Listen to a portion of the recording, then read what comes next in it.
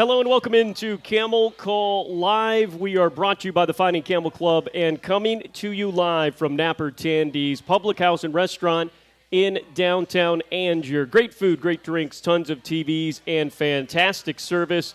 Napper Tandy's located just 8 miles away from Campbell's campus. Online at nappertandyspublichouse.com and on Instagram at Napper Tandy's Angier. My name is Chris Haymeyer. We've got a packed house tonight and a jam-packed show. In the second half of our show, we will have our basketball breakdown as head men's basketball coach John Andrzejek will tell us about his team's 3-game win streak as Campbell is just 1 game out of 3rd place in the CAA standings. And we will welcome 2nd place Charleston to town this Sunday at 5 p.m. for a nationally televised contest on CBS Sports Network. Head women's basketball coach Ronny Fisher's team is tied for 3rd place in the conference with an 8-3 record, 1 game out of 2nd, and they have a big home game tomorrow night at 7 p.m. as Hofstra comes to town. We will visit with Coach Fisher later. And spring sports have begun.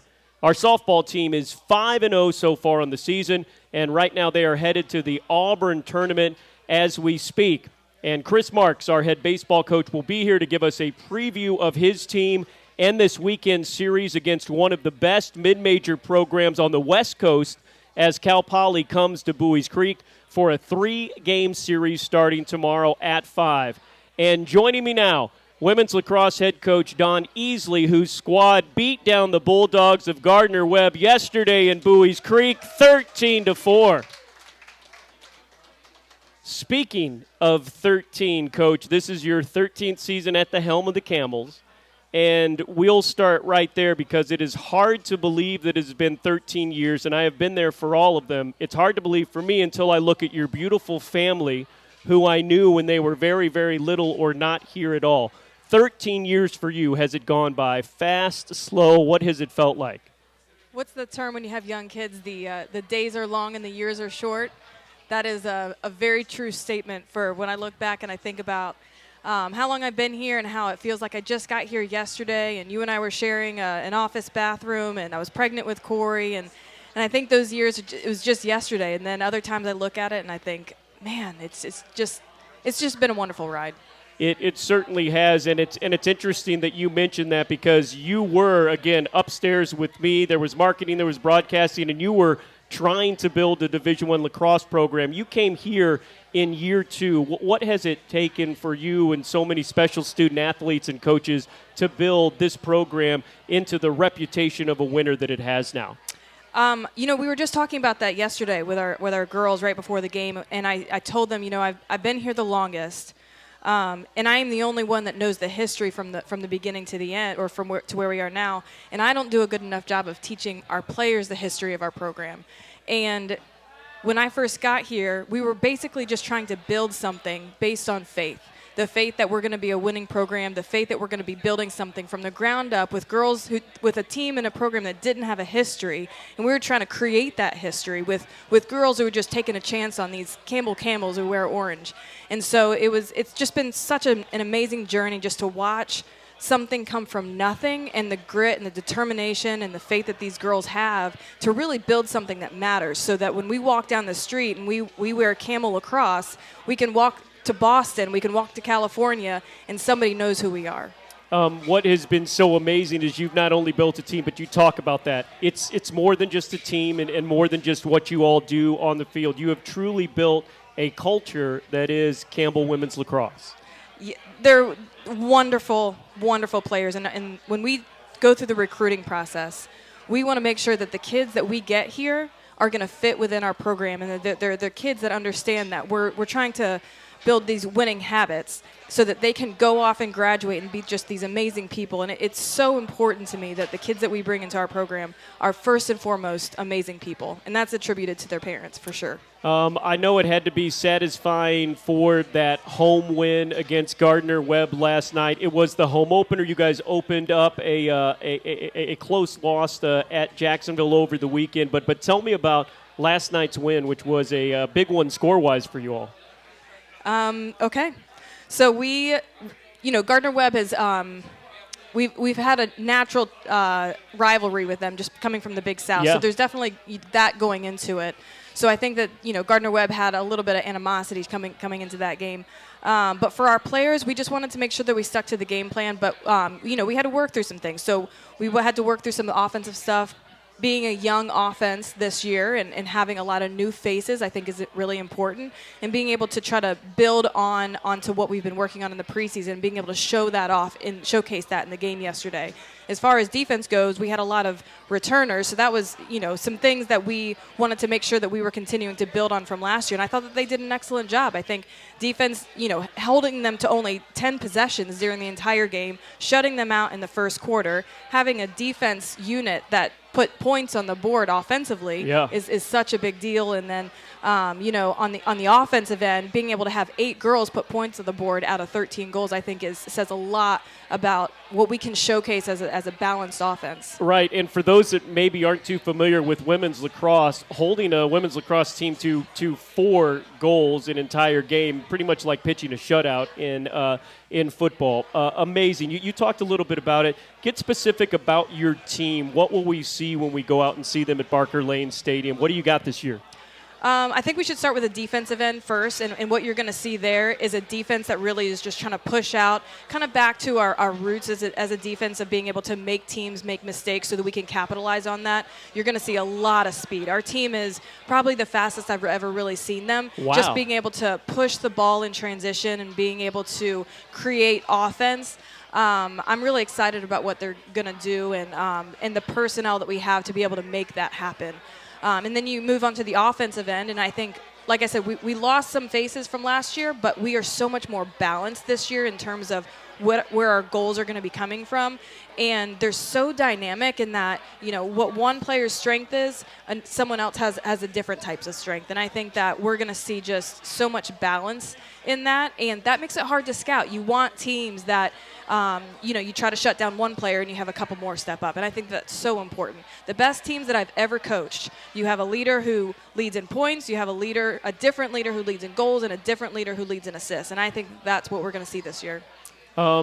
We got you at home last night, but you are now away from home a whole lot in the non-conference season. 6 straight away matches starting this Saturday. What does that stretch do for your team? Well, our players love ice cream. And we have this tradition on our team that when you win on the road, you get ice cream. Really? Okay. So they talked me into this long stretch of away games because they wanted ice cream. So we're going to take advantage of that, and we're going to be spending a lot of money on ice cream this year. I mean, I hope so. All right, you will finally return home March 8th against East Carolina, and then you open up a 4-match homestand, and then, right into conference play. Describe for those as well, when we moved to the CAA, it was a level up from the Big South and pretty much everything across the board. But in women's lacrosse, it was moving into one of the best, not just mid-major, but one of the best, period, conferences in the country for women's lacrosse. I mean, last year I think there was a time where there were 3 teams in the conference that were ranked in the top 25, a couple ranked in the top 20. This is a premier place to play women's lacrosse. The CAA is absolutely the premier conference for women's lacrosse, and I think it gets completely underestimated how good of a conference this is. A couple years ago, the difference between the first place team and the last place team was 4 goals. That's very, very tight. And in addition to that, this conference is sending more than one team to the NCAA tournament every year. And that says a lot about the competitiveness of this conference. So we were a great team in the Big South. And we're just trying to figure this thing out in the CAA right now. But essentially what we're trying to do is what we did 13 years ago in the Big South. We're just trying to get everything moving in the right direction, which we did. And now we're doing that in the CAA. But it is a premier conference, and we have premier athletes, and I'm excited about it. That is awesome. What have you seen you moving into the CAA has done for your recruiting? Again, the fact that you have built over a decade and more a really good program with a really good reputation. I apologize. I just had a little bit of a brain moment. Can you repeat the question? That's okay. I do that all the time. With recruiting, since you have gone to the CAA, What has that effect been? Yeah, it's been great. I think when we recruit kids from hotbed lacrosse areas, and we mention what conference they're in, what conference we're in, we don't have to tell them who's in our conference. They already know, and they're looking at us because they know that they want to compete at that level. They want to be able to go home and be able to play against those amazing teams on TV, getting the recognition. And I think it does so much for our recruiting when we're able to put a name to our conference. Now, I'm going to put this part into because, again, I've known you and your family for a long time. You are an awesome women's lacrosse coach. You were a former great player playing at the international level and everything like that. And you have raised some great children who are very great athletes and things other than lacrosse. I think we have equestrian and one of the starting football quarterbacks for our local team. Brag on your children a little bit, please. Sure, I'd be happy to. So I got my son who's here tonight. He's on the JV high school football team. He was the quarterback, and they had an awesome, awesome season. And he got pulled up to varsity to be what I thought was the third-string quarterback to the second-string running back to the starting punter. So I think he definitely made his mark at the high school level. So I'm really excited about seeing how he does. He's also just made the golf team. And then I got my daughter Corey here tonight, and she has found her way into barrel racing. And she is doing awesome with it, and you can just see the love of the sport that she has. And my advice to any kid who's listening, if you ever want to make your parents feel extremely uncomfortable, do something they don't understand. And that is what barrel racing has done for us. But we're learning a lot along the way, and it's so much fun to watch her enjoy that. Well, it's been so wonderful to work with you and watch your wonderful family. And thank you for all you do. Great luck this season, even though we won't see you at home for another month. But thank you for taking time out in the middle of your season to come and visit with us. Thank you, Chris. That is Dawn Easley, our women's lacrosse coach, her women's lacrosse team. With a 13-4 victory yesterday, they are 1-1, and they will hit the road for a while. They will be back here at Campbell's Barker Lane Stadium as ECU comes into town on March 8th. Coming up next, we'll have head baseball coach Chris Marx, but first we're going to give away some tickets to those that have packed this place live. So get out your tickets here. You get a choice of men's basketball tickets, women's basketball tickets, baseball tickets for all of our lacrosse matches are absolutely free, by the way, at Barker Lane Stadium. All of the schedules at GoCamels.com. So our first winner of the night, 165-107, 165-107. Please come up here to get your tickets. Also, we have spring sports schedules, posters, and winter sports schedules down here in just a couple of minutes. We'll be joined by Campbell head baseball coach Chris Marx. This is Camel Call Live from Napper Tandy's in downtown Angier.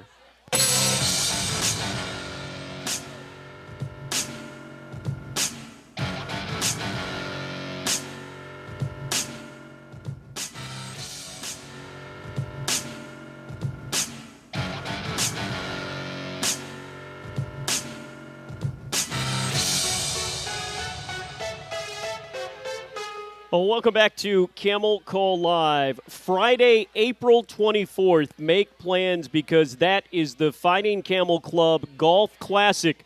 You'll get lunch, you'll get golf, you'll get prizes. If you're interested tonight, see Robin Gordon. She is right down here to the right of the stage. There's also a QR code down here as well. The Fighting Camel Golf Classic, as you can have a great time and support our wonderful student athletes here in Campbell. This Friday, Campbell baseball begins, and it is already ranked before the season even starts as the fifth toughest non-conference schedule in the entire country. Big West champs Cal Poly is one of the best mid-major programs on the West Coast traditionally and lately. They come off a 42-win season and a regional finals appearance. Cal Poly will take on Campbell Friday at 5, Saturday at 3, Sunday at 1. And joining us to talk about that series and his team, he is in his second year as head coach for the Fighting Camels, Chris Marx. And Chris, Coach, before we preview the team, take me through this schedule that you have put together because Cal Poly is just the beginning here. Yeah, it is. It is an aggressive schedule early for sure. We start the season off with 11 straight non-conference opponents that are all regional caliber teams. All 7 of them, I think, are ranked in the top 20 of mid-major programs in the country. And when we recruit our guys, we tell them we're going to go play anywhere, anybody, anywhere, anytime. And our goal is to make it to Omaha and to get past the regionals and into the super regional. And these are the type of opponents that you're going to have to beat to be able to do that. So excited for the challenge, starting with Cal Poly this weekend. Yeah, and all you have to do after that is a day of rest, and then East Carolina will come in Tuesday at 5. By the way, folks, it's going to be 65 degrees for that ECU game, so make sure you get your tickets before those purple and gold people get their tickets as well, because they will make their way here. You go at Troy, which was probably the best mid-major team to not make the tournament last year, and then at Coastal Carolina, the national runners-up. It's a good thing that all of these games are about a bus drive away, aren't they? Yes, yeah, that'll be, Troy even is a bus trip away, and that, they were a team that probably got snubbed out of the NCAA regionals, and the only team in the country to beat Coastal Carolina in a 3-game series last year. So there'll be a lot of tests in there early for sure. Wright State comes to town, and for those of you not familiar, Wright State is a perennial team that makes it to the regionals. They made it to a regional final as well last year. That will be back here at Bowie's Creek. So it is going to be, to watch, a really fun first 3 weeks. Thanks for putting together that schedule. Yeah. Okay, all right, tell me about this year's edition of the Fighting Camels. It is a great mixture of guys that got a lot of experience, trial by fire last year, and you have filled in some holes with some really good transfers and freshmen.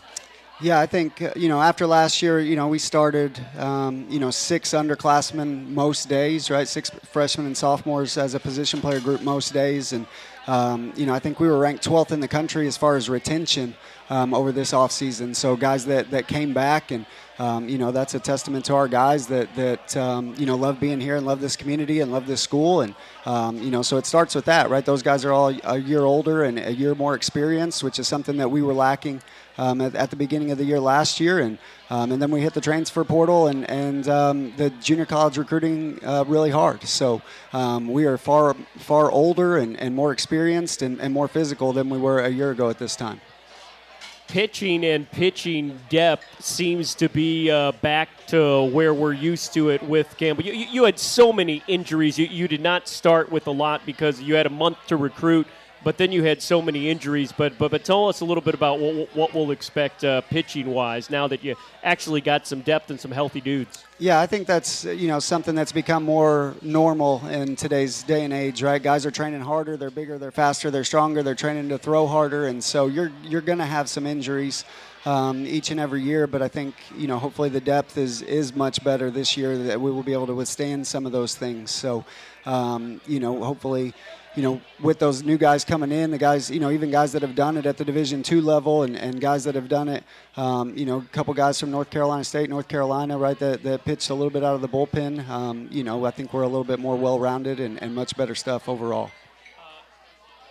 Hitting-wise, when you take a look at your lineup, who are maybe some old names, maybe some new names that they're gonna kind of pop up the page this first weekend? Well, yeah, some of the obvious guys, right? We had 3 preseason all-conference guys.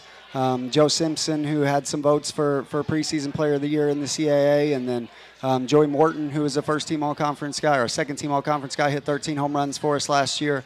Darnell Parker is back. He will probably be out this first weekend. He missed the fall, but he'll be back soon and maybe available to play some defense and things like that. Probably our best draft prospect. He's got top 5 round buzz. If he performs this year, and he's got all the tools, to be the next big leaguer that comes out of our place. So, those 3 guys especially. Jonah Oster is a guy that was having a really good year, had a really good year, broke his hand and missed a few weeks in the middle of the year.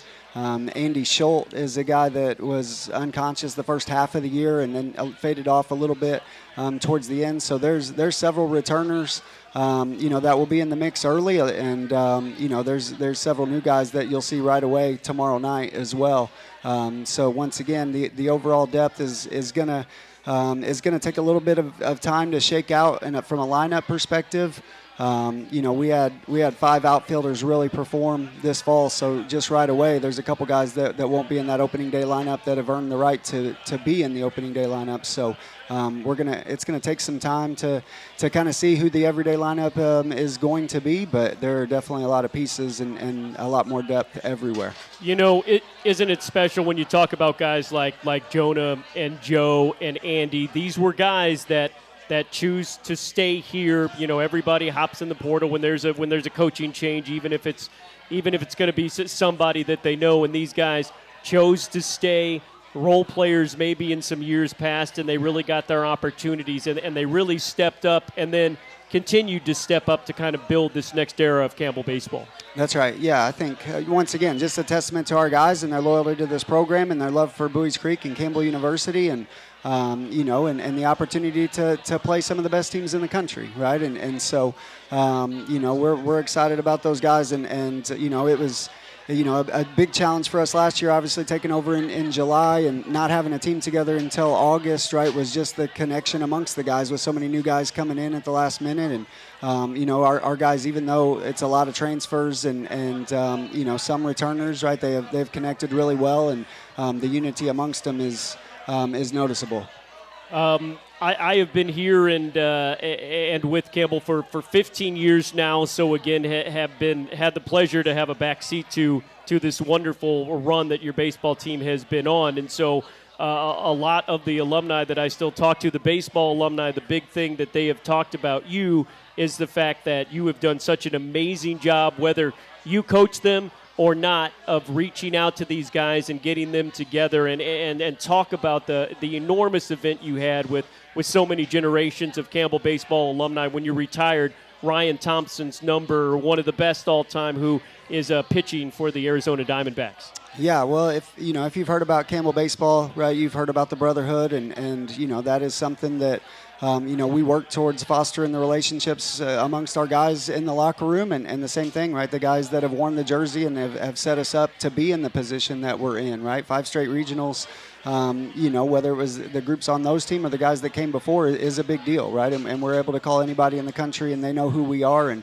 we're able to recruit nationally, and that's a testament to the guys that have poured their blood, sweat, and tears into the uniform and been here at Campbell. So, it's important for us to get those guys back. They're some of our biggest supporters, and we had over 80 alumni back in the fall at Ryan Thompson's event, and there's Grant Knipp texted me yesterday, and he's getting married next November and wanted to make sure that he is not going to miss Alumni Weekend next year. So it's just a special bond that those guys are able to create, and like I said, when we recruit guys right there, Buies Creek is not Bright Lights, big city. There's not cool bistros and things like that, right? So our guys are together all the time at the field, and we want to make sure that they're with a bunch of guys that they enjoy being around, and guys that can be great teammates and high character guys, and and we want to help foster those relationships even after they're gone. Well, Campbell set another record with the amount of former Camels that were in the major leagues last year. Of course, we know the guys Ryan Thompson, Cedric Mullins, and Zach Neto. You posted it today, Zach Neto, like he has done every single year since he's made the majors.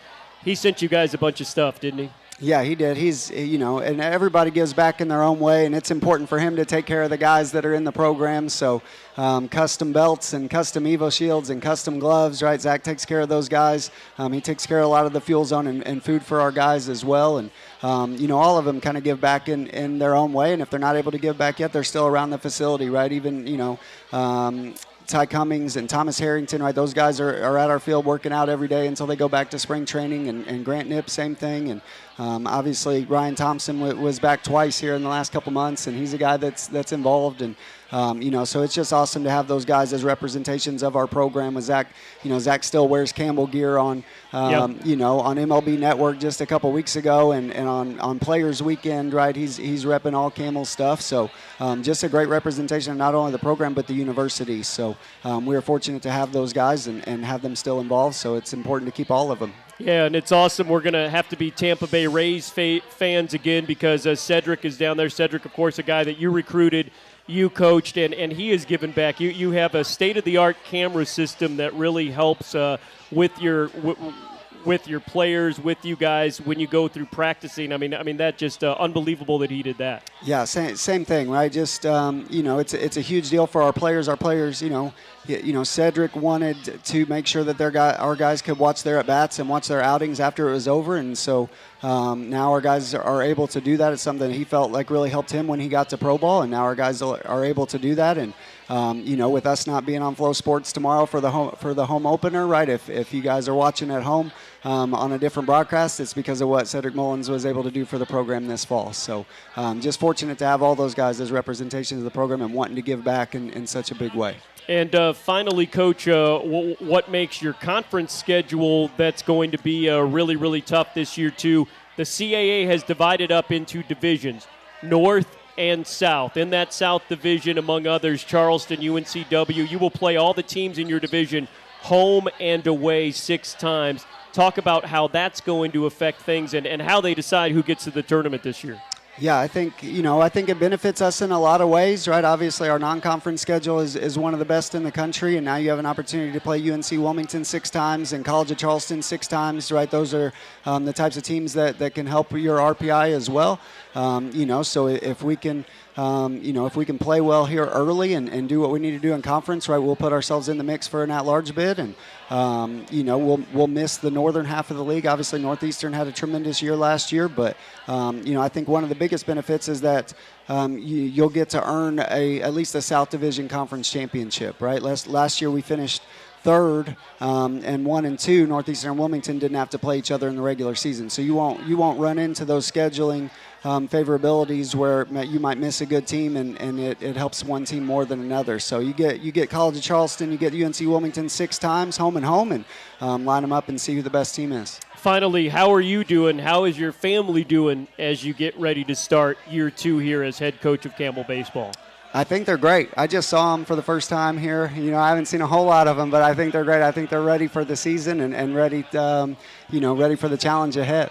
Well, we are so happy to have you and your family here. Thank you so much. The fun starts this weekend. Chris Marx, our Campbell head baseball coach.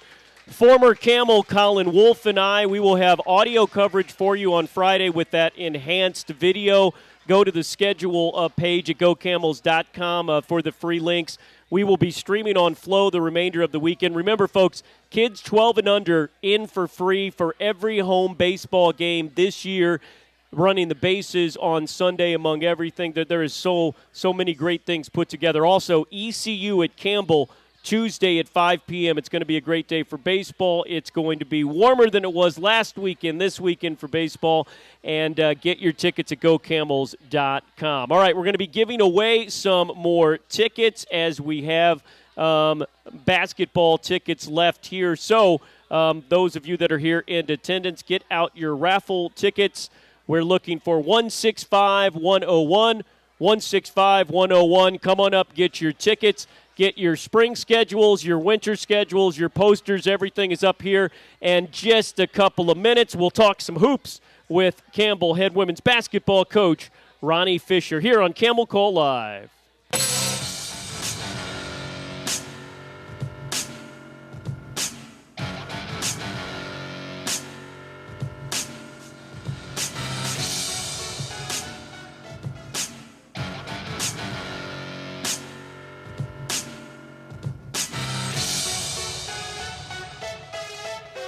Oh, welcome back to Napper Tandy's in downtown Andrew. I'm Chris Haymeyer, and we are moving on to the hoops portion of our show tonight. Campbell women's basketball, they are now 8-3 in CAA play, 3rd place in the conference, and tomorrow night at 7, they host Hofstra. It is the Play for K game as the tradition to honor cancer survivors and those we have lost. And joining me now to talk hoops about that game and more in his 10th season, now a decade at the helm, averaging 19 wins per year, and, of course, bringing home 2 regular season titles is Ronny Fisher. Coach, we will start with that. The Play for K game tomorrow, so important for your team, and you all do such a good job of honoring survivors. Yeah, we're really excited about it, Chris, and thanks for having me here tonight. The Play for K game and to be able to honor the cancer survivors that'll be there, and to be able to raise some money to help in the fight for cancer, it's much bigger than the game, and our players know that. And I told them a couple days ago, I was blessed. My dad, he walked on the court with us 2 years in a row. Yep. And he unfortunately passed away from cancer since then. But I can remember how much it meant to him. And so I'm so excited for every cancer survivor that's there to have that same feeling, and us to reach out to them and honor them and tell them how much we love them, and do something and raise some money to help them. So we're excited about that opportunity. And you all do such a good job with that. There will be a lot of pink in the building tomorrow. And speaking of, we were talking about it a little bit at the last break. Look, this is a Hofstra team. They have added a big-time player. Don't just look at their CAA record and think that this is going to be a cakewalk tomorrow. Yeah, they've got a really nice team, and we're going to have to play really well. We're excited about the challenge, but they've got a couple guards that can go and a post player that's really tough to defend. And just like everyone else in the league, they're tough. So we're excited about the opportunity, and hopefully we'll have a great crowd. Our home court advantage has been huge. I think we've only lost one game at home this year, and we don't want to lose any more. So hopefully we'll get a great crowd tomorrow night. Yeah, one loss in Campbell women's basketball, leading the CAA in attendance for the majority of the year. Okay, it's hard to believe, but here we are in February. 7 games left in the conference season for you all. You're in third place right now. What do you like about where your team is at this point in the season? Yeah, I think the biggest thing, I just think we're on a good trajectory right now. We're getting better. The cool thing is we have the youngest team I've ever coached. In the portal era, there aren't many teams that have 2 freshmen and 2 sophomores in a starting lineup. And we're playing against a lot of graduate students and seniors, and the young players seem to be juniors nowadays.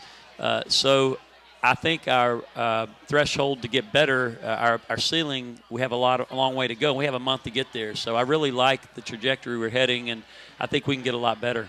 You know, you talked about it for the second straight year. No transfers that have come in here for you guys, and you really have focused on the high school recruiting. And, you know, last year we were sitting here at about the same time, and we were talking about, wow, that amazing, sensational sophomore class, Felton, Tucker, Alexander. They propelled you all the way to the championship game at the CAA tournament. This year you brought in a freshman, another Jasmine Navarre, and she is one of the best freshmen and period players in the entire conference.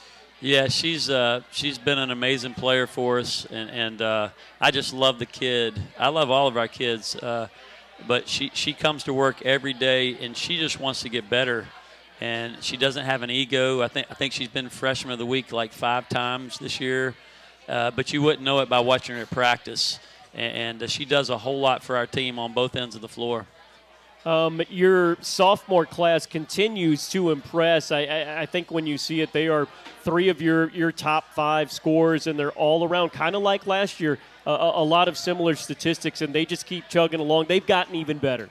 They have. Jazz Felton, she's been the epitome of consistency for 2 years. I mean, if you look at her stats and her efficiency, her shooting percentages and her ability to rebound and take care of the ball and defend, she's been really solid for us, and she's very unassuming as well. She doesn't care. She scores. She just wants to win, and that's such a neat thing to have. And Liv Tucker, I think Liv has really improved as much as any player on our team. Her confidence is really big right now. She's probably averaged about 4 threes in the last 4 or 5 games, and it's neat to see those 2 players really come along. And then Sierra Alexander, she's doing a lot of good things. She's struggling a little bit on the offensive end to find a rhythm, but she's going to get there. But she's playing really hard, playing great defense. And then you mentioned freshman Nakanate has been a really, really impactful player in the post. And her defense and rebounding and just, man, she plays really hard for a post player. She's been a huge addition for us. And then your senior, Gigi Boone, of course, preseason all-conference. Boy, she, after a little bit of a start where you could tell she was putting a little too much on her shoulders, she's really gotten right in there, and boy, what a leader to have for her. Yeah, Gigi, I'm really proud of her.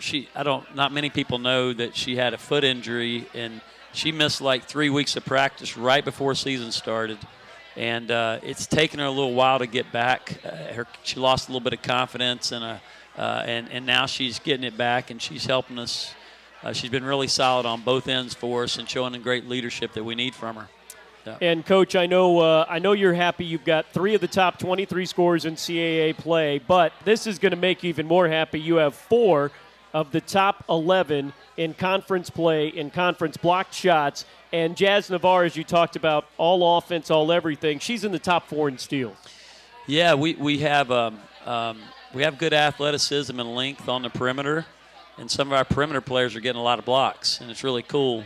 And then Jazz Felton and inside, and Gigi inside, and then obviously Nas, she's got a chance to maybe break the all-time freshman record. I'm sure she hadn't already. I don't know. I hadn't kept up with that, but she's a tremendous shot blocker. She has good timing, and she does a pretty good job of going straight up. Sometimes she gets a little down. I have to get on her, but she's doing a great job there blocking shots, and that really helps our defense.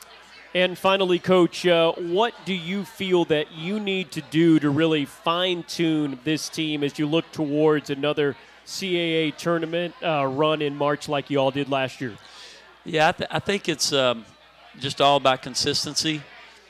We've been really good at times, and then we've gone through some drought scoring a few times. In the fourth quarter last game, we played really well for 3 quarters. Fourth quarter, we have a 20-point lead, and ends up being an 8-point game. And we have to learn to really finish games and compete, and our young players have to grow up. And that only can happen through experience. So I'm hoping by the end of the season and the experience we have, they'll be ready to make a run in the tournament.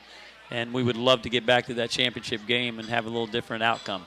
Yeah. What is so amazing that if you've been listening to tonight, talking about the culture of Campbell women's lacrosse, talking about the culture of Campbell baseball and your culture and sweat and serve is something I want to talk about as well, because it is as special. Yeah, you just mentioned 2 programs that are that I've taken a lot from, and it starts with leadership. Coach Marx and Coach Easley, they've done a tremendous job, and to us, it's all about culture, and culture isn't something sign you put up on a wall. It's something that you do and how you treat each other, and I'm really proud of our players. They understand.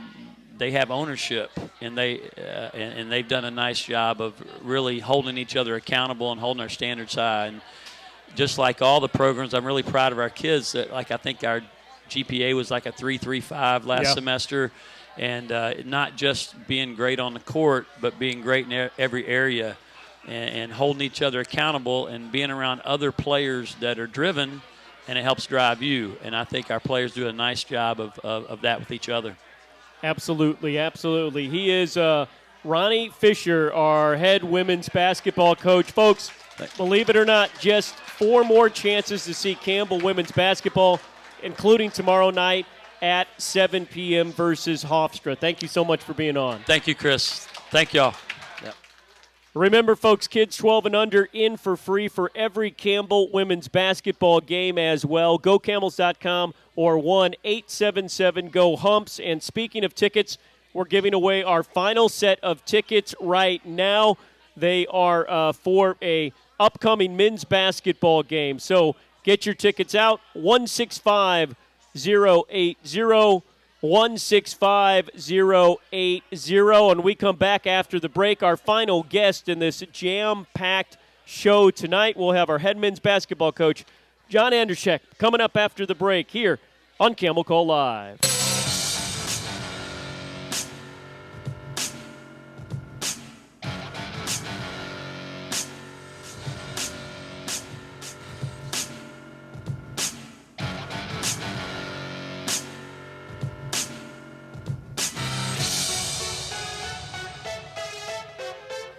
Well, welcome back to Camel Call Live. We will have our final Camel Call Live of the year coming up in March. That will be here at Napper Tandy's on March 26. More details on guests and everything coming up in the next couple of weeks. But winners of 3 straight games and just a game out of third place, Campbell men's basketball opens up a massively important 3-game homestand starting this Sunday at 5 p.m. Nationally televised on CBS Sports Network, shown from coast to coast. Second place Charleston comes to town. A week from tonight, William and Mary are at Gore Arena, and a week from Saturday, first place UNCW is at Gore Arena at 4 p.m. And with us now in his first year, your head coach, John Andrzejek, for the Campbell men's basketball team. And Coach, for the first time since before Christmas, you are getting some guys back from injury, and we've seen this team rip off 3 straight wins when healthy. That has to be a great sign for you. Yeah, I don't think it's a coincidence either. I mean, Chris and Dovey really help us. It's important in this sport to have tall guys, believe it or not. So getting 2 front court players back that grab a lot of rebounds, that provide some interior scoring, and can guard in the post has really helped us. You know, it's funny. The season's been a bit of a roller coaster. And I've kind of taken to the quote, you know, what doesn't kill you makes you stronger. And I'm hoping that rings true with our team. You know, we had a tough little 5-game stretch where we played tight, had a chance to win, couldn't quite get it done, but we were always down. Either, you know, Chris was out for that whole stretch or Dovey was out as well for 3 or 4 games. And now that we got them back, I think that time when they were away could end up helping us long term, because we've worked on, you know, playing some different combinations of players. Other guys have stepped up. I think we've gotten a little bit better offensively because, you know, earlier in the season we were able to just throw it into Dovey on the block and have him kind of play one-on-one for large stretches of the game. And once he went out, we had to figure out how to score in some other ways, you know. So I think we're rounding into form. I think we're playing some of our best basketball of the season right now. And it comes at a good time because this is a really hard, challenging 3-game stretch against 3 of the best teams in the league. I mean, the team we'll play Sunday, Charleston, on national TV, is probably the most talented team in the conference, and frankly, for the non-Power 5 level, one of the most talented teams in the country. I mean, they got, you know, 4 or 5 guys that could totally play in an SEC, Big East, something like that. You know, I would say when you guys are totally healthy, but you have a couple of guys that you have lost for the season, and Enoch Colombe is a key player down low, a reserve that has been out with a broken orbital bone. He is one that you may get back. Could you update us on how's he doing? He's doing better. He's in good spirits. He's now coming to all practices and film sessions and things, which when it first happened, I mean, we really couldn't have him around because just like bright lights or loud noises would trigger some of the concussion symptoms that he had. So he was just separated from the program for about 2 or 3 weeks after it initially happened. But he's been around all the time. The guys love him. He brings a lot of good energy, good pop, fun guy to be around. I still think he's a little ways away from being able to practice with us. We're probably talking at least another week before he can hop into practices. And then, you know, as you know, something we believe in that I think came true with Chris Fields is for every 2 days that you're away, every 2 days that you're out with an injury, it usually takes 1 to get back to, you know, full form of what you're playing at before. So he's been out for a long time. He's been out probably 6-7 weeks. So it could take a little bit for him to be back kicking. I'm hoping I'm wrong on that, but that's probably what we should expect. You guys have been breaking records, just carving up statistics, but you have 3 guys, Jeremiah Johnson, Bootka, Jeremiah Johnson, and of course, Smith with that. They have all been CAA Players of the Week this year. No other team in the CAA has had 3 different players earn this award. DJ Smith, of course, has taken a lot of the headlines. He scored 39 in that sensational game when you guys passed the century mark on national TV at William & Mary. He leads the CAA in conference scoring with 23 points per game, in the top 25 in the entire nation. But we have seen that you don't need 30 a night from him when everybody is healthy. These 2 guys, but there's other guys that can fill it up for you. Yeah, no doubt. I mean, I think those 3 have all proven to be highly effective and efficient players in CAA play. They're guys that we run plays for. They're guys that also can just break out of the script and get buckets, and that matters. That's important. It's also our recruiting model. I think it's important to me to have a triangle. We used to always talk about it at Florida. You need your 3 best players to be as good as the 3 best of anybody in the league if you want to win big, And even the UNC Wilmington coach even told me the other day, he said, your 3 best are as good as anybody in the league, and I think that's correct. I think on any given night, those guys can outscore anybody that Charleston or Wilmington or William and Mary has. The whole thing for our team, for us to keep winning these games down the stretch, to move up in the standings, to have a chance to advance in the postseason, is we got to defend better. That's really where my eyes have been at. We got to protect the 2 better, and this roster does have some limitations in terms of we're just not as tall as I would like to be, and some of that is, we had the big 6'11" kid go out for the year. We had another kid that we thought was going to start for us at the 5 that we lost in mid-August. But anyway, set that aside. Like we have not protected the rim well enough, and so we need to do some things tactically to put more bodies in front of the ball and protect the rim that way, rather than relying on one guy to block 6, 7, 8 shots a game, because that guy doesn't exist on our team.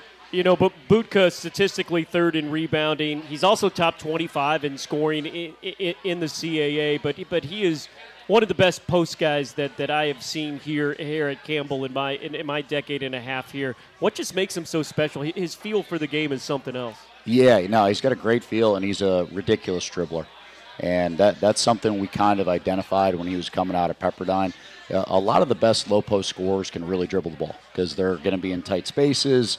They're going to be off balance. They need to be able to get themselves back on balance. They need to be able to pivot through and step through and be able to score over either shoulder. And it's a big strength of his, So we like giving him the ball a lot, both down there, and I like, too, when he drives from the perimeter and sort of dribbles the post like Charles Barkley used to do. Jeremiah Johnson, top 10 in scoring, a dynamic offensive player. If it wasn't for DJ Smith, he would be the guy on the top of everybody's sheet. But he can do so much for you as well. Yeah, he provides a lot of paint touches. Paint touches are really important offensively, and he is a tough guy to keep in front. He's quick. He changes direction pretty well.